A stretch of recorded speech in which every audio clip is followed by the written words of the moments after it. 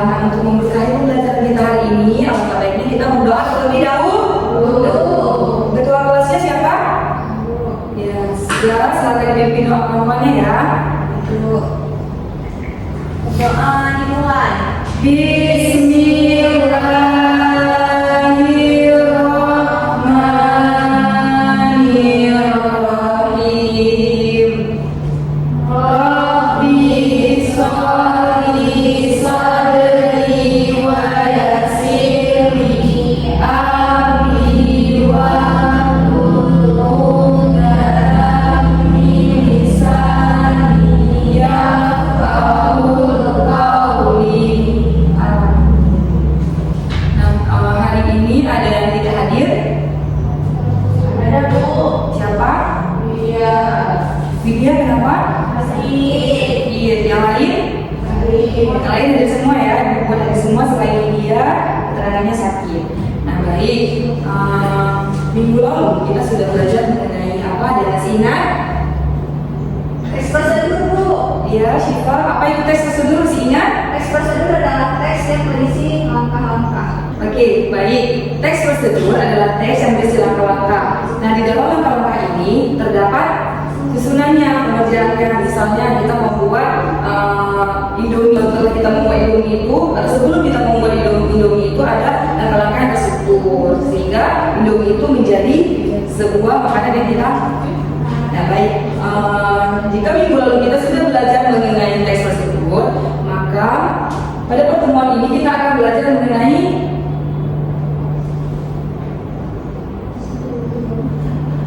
teks berita.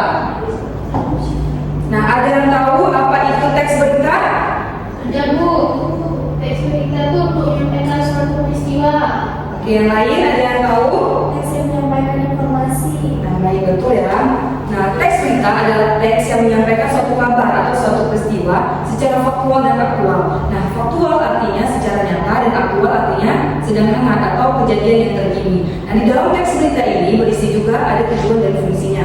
Nah, tujuan dari teks berita yaitu untuk menyampaikan informasi kepada masyarakat banyak atau masyarakat ramai. Nah, sedangkan fungsinya yaitu supaya masyarakat mengetahui apa informasi atau kejadian terkini dari berita yang sudah kita sajikan. Nah, baik. Di dalam teks berita ini terdapat ciri-cirinya. Nah, ciri-ciri yang pertama itu adalah faktual. Nah, teks berita yang kita sajikan harus berisi atau bersifat nyata, tidak boleh mengada-ngada dan juga tidak boleh memasukkan unsur hoax atau unsur kebohongan dalam sebuah berita. Nah, ciri yang kedua yaitu aktual. Nah, berita yang kita sampaikan harus berita yang hangat atau berita yang terkini. Tidak boleh berita yang masa lalu. Jadi pembaca ataupun pendengar merasa tertarik jika kita sajikan suatu berita yang trending. Nah, yang ketiga yaitu teks berita itu harus unik dan menarik. Unik dan menarik di sini yaitu kita harus menyampaikan informasi seperti misalnya yang bersifat menghibur, mengandung nilai kemanusiaan, kriminalitas atau kejadian yang sedang bumi. Nah, yang terakhir, ciri terakhir yaitu berpengaruh bagi masyarakat luas. Nah, teks berita yang baik adalah teks yang dapat atau berita yang dapat mempengaruhi masyarakat luas. Dengan seperti itu, berita itu dapat dipercayai oleh masyarakat. Nah, baik. Setelah kita mengetahui ciri-ciri dari teks berita, maka kita akan mengetahui apa itu unsur-unsur dari teks berita. Nah, baik. Unsur dalam teks berita itu ada 5W1H. Pernah dengar nggak 5W1H apa? Di 5W1H itu di dalamnya ada what atau apa. Dan di dalam what ini, dalam berita, apa yang sedang terjadi? Misalnya di Melabu terjadi gempa bumi. Nah, di Melabu apa yang terjadi? Gempa bumi. Nah, gempa bumi itulah yang kemudian menjadi unsur what atau apa yang sedang terjadi di Melabu, yaitu gempa bumi. Nah, unsur yang kedua itu ada where atau di mana. Di mana kejadian atau suatu peristiwa itu terjadi. Misalnya seperti tadi telah terjadi gempa bumi di Melabu. Oke, yang ketiga ada when, kapan. Nah, kapan ini menunjukkan lokasi atau tempat terjadinya suatu peristiwa. Dalam kriminal biasanya disebut dengan TKP, tempat kejadian perkara. Nah, baik ada unsur atau siapa. Nah, siapa yang terlibat dalam suatu peristiwa atau siapa tokoh utama atau sorotan dalam suatu peristiwa tersebut. Nah, yang kelima itu ada unsur why atau mengapa. Mengapa alasan suatu peristiwa itu terjadi. Nah, unsur ini juga mencakup untuk mengetahui secara detail penyebab dari suatu peristiwa atau suatu kejadian itu bisa terjadi. Nah, unsur yang keenam yaitu how atau bagaimana. Bagaimana keadaan atau proses terjadinya suatu peristiwa atau kejadian yang sedang diliput terjadi. Nah, baik. Setelah mengetahui unsur-unsur teks berita, maka kita akan ibu akan memberikan satu contoh teks berita. Jadi anak-anak penting diharapkan untuk mendengar sekaligus menyimak teks berita yang sudah ibu tampilkan. Baik, setelah menyimak dan juga mendengarkan video yang sudah ibu tampilkan, ada yang ingin ditanyakan anak-anak ibu? Sudah jelas? Sudah paham semuanya? Sudah. Baik, di sini ibu akan membagikan kalian kelompok. Mau dipilih sendiri atau mau ibu pilihkan kelompoknya? Satu kelompok terdiri 4 orang. Ini ibu akan bagikan.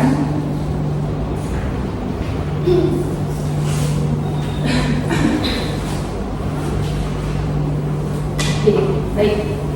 Sebelum dikerjakan, tolong perhatikan ibu akan memberikan petunjuk bacaan. Nah, di dalam lembar kerja kalian atau anak ibu sudah ibu cantumkan satu berita yang masing-masing kelompok itu berbeda. Nah, tadi ibu sudah menjelaskan apa itu unsur 5W 1H. Nah, di dalam teks berita silakan anak-anak ibu analisis unsur 5W 1H dalam berita yang sudah ibu berikan. Dapat dipahami? Ada yang mau ditanyakan? Paham ya? Baik, waktu yang ibu berikan 15 menit. Cukup? Cukup. Baik, apa sudah siap? Sudah. Oke, kelompok 1 silakan maju.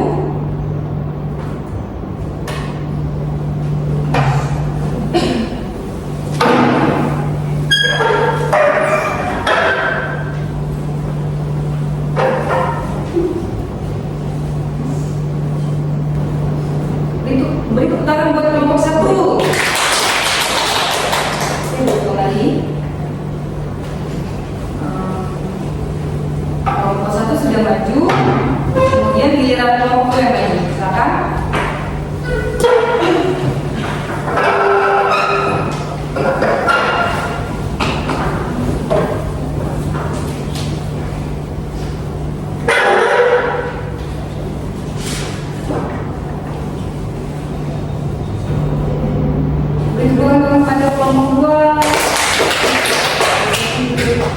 Nah, masing-masing dari kelompok tolong lempar jawabannya silakan kepada ibu.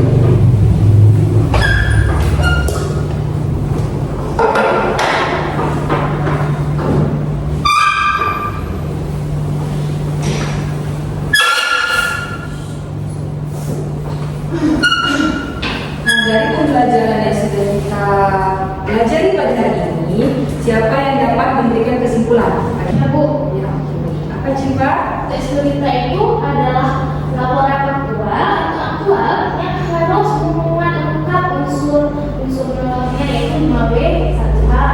Strukturnya itu menggunakan model piramida terbalik, dimulai dari judul, lalu berita itu harus termasuk dalam berita yang terpenting. Baik. Nah, anak-anak ibu sudah mengerti ya apa itu teks berita? Sudah paham semuanya? Baik. Untuk memperdalam pengetahuan kita, maka ibu akan memberikan penugasan di rumah. Ibu akan bagikan masing-masing. Membagikan untuk anak-anak ya.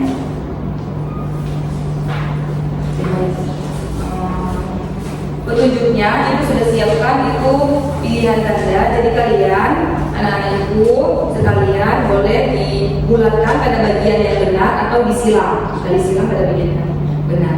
Nah, pengumpulan tugasnya itu dikumpulkan pada pertemuan kita minggu depan. Untuk pertemuan minggu depan, maka kita akan belajar mengenai puisi. Minggu depan kita belajar apa? Puisi. Jadi harapkan nanti anak-anak ibu sudah belajar mengenai puisi. puisi atau sedikit tidaknya paham apa itu puisi. Nah, baik. Nanti kan kita sudah memulai dengan doa, maka kita harus menutup pembelajaran juga dengan doa agar pembelajaran kita atau ilmu kita dapat terserap dengan baik. Doa dimulai. Bismillahirrahmanirrahim.